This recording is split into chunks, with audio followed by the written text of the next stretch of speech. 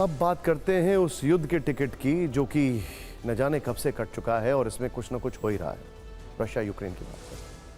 ध्यान से देखिएगा ये अपडेट। यूक्रेन ने क्रीमिया पर ड्रोन अटैक किया है। अज़ोव सागर में रूस के एयर डिफेंस सिस्टम एक्टिव हो गए और यूक्रेनी ड्रोन्स को मार गिराया है। यूक्रेनी फोर्स ने रूस के कुर्स में भी ड्रोन हमला किया है।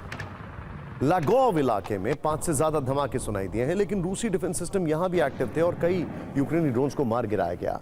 कहा जा रहा है कि यूक्रेन ने रूस को टारगेट करने के लिए कई हमले किए लेकिन नाकाम हो गए। लेकिन यूक्रेन ने ऐसा क्यों किया, तो इसके लिए आपको जंग में 2 दिन की बारूदी कहानी जाननी होगी। रूस ने बीते 24 घंटे में यूक्रेन पर इतना बड़ा हमला किया है कि जेलेंस्की अमेरिका से मदद मांगने लगे हैं और उसके पीछे की वजह है जेलेंस्की ने रशिया के 4 एयरक्राफ्ट्स को टारगेट किया था। जवाब बहुत भीषण दिया गया है। रूस ने 24 घंटे में 60 से ज्यादा मिसाइलों से हमला किया है। 24 घंटे में यूक्रेन के 56 मिलिट्री टारगेट पर अटैक किया गया है। रूसी सेना ने यूक्रेन पर बीते 48 घंटे में 500 से ज्यादा ड्रोन अटैक किए हैं। रूस ने यूक्रेन को मिले अमेरिकी F-16 फाइटर जेट को भी मार गिराया है। रूस की सेना अब सूमी को लेकर आक्रामक है। सूमी पर कब्जा करने का पक्का इरादा है। दोनों देशों की जंग में और बहुत कुछ विध्वंसक हो रहा है। हमारी ये रिपोर्ट जरा ध्यान से देखें।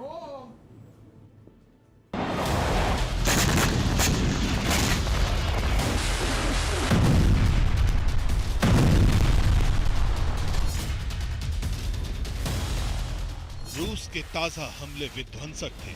यूक्रेन का दावा है कि 3 साल में रूस ने इतना बड़ा हमला नहीं किया।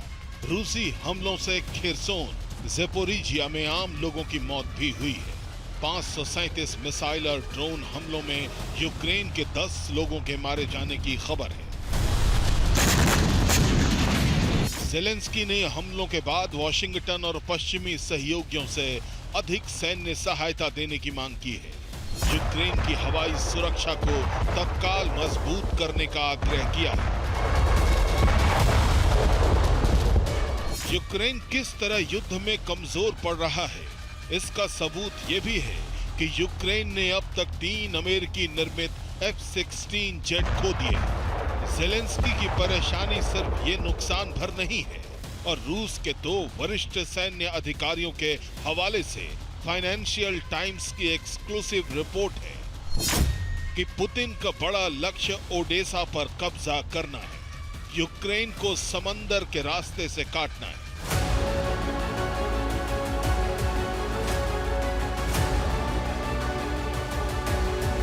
ओडेसा दक्षिणी यूक्रेन का एक प्रमुख बंदरगाह वाला शहर है।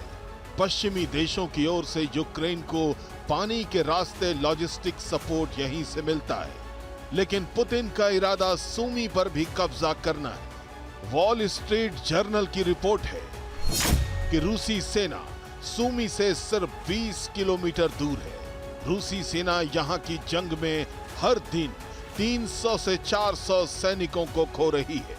बावजूद इसके रूसी सेना वहां अतिरिक्त सैनिकों को भेज रही है। रिपोर्ट के अनुसार रूस ने सूमी पर नियंत्रण पाने के लिए 50,000 सैनिकों की तैनाती की है। सूमी पुतिन का आसान टारगेट इसलिए हो सकता है क्योंकि रिपोर्ट के अनुसार सूमी में यूक्रेनी सैनिकों के पास उचित किलेबंदी का अभाव है। यूक्रेन रूसी हमलों को रोकने के लिए एलीट फोर्स तैनात करने पर मजबूर है। दिलचस्प यह है कि पुतिन इस बीच ट्रंप की जमकर तारीफ कर रहे हैं। पुतिन ने 2 दिन पहले कहा कि ट्रंप युद्ध खत्म कराना चाहते हैं, जबकि ज़ेलेंस्की का आरोप है कि पुतिन चालाक है। शांति वार्ता में टाल मटोल करके यूक्रेन के प्रमुख शहरों पर कब्जा करना चाहते हैं। पश्चिम को पुतिन के खतरनाक इरादों को समझना ही होगा। Bureau report, TV9 Bharatvarsh.